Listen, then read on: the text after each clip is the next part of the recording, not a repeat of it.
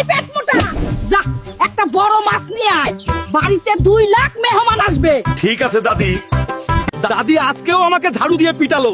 এত বড় দামড়া হয়েছি, তারপরও ঝাড়ু দিয়ে পিটালো। বিষয়টা খুবই লজ্জাজনক। চাচা, আমাকে একটা বড় মাছ দেন, বাড়িতে 2 লাখ মেহমান আসবে। এই দেশে কোথাও এত বড় মাছ পাবেন না।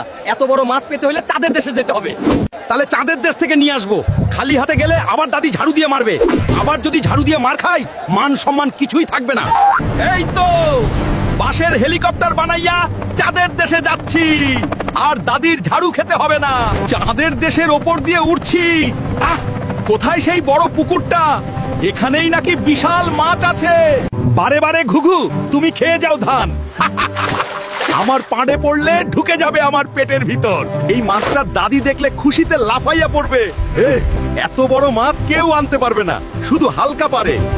এই নাও দাদি, তোমার মাছটা। এবার মেহমানের জন্য রান্না করো। আমার দামড়াটার কারো নজর না লাগুক, সব সময় আমার কথা শুনে। কোন বন্ধুরা, তোমরাও যদি দাদিকে ভালোবাসো তাহলে জলদি চ্যানেলটাকে সাবস্ক্রাইব করে দাও। তোমার দাদির কসম দিলাম।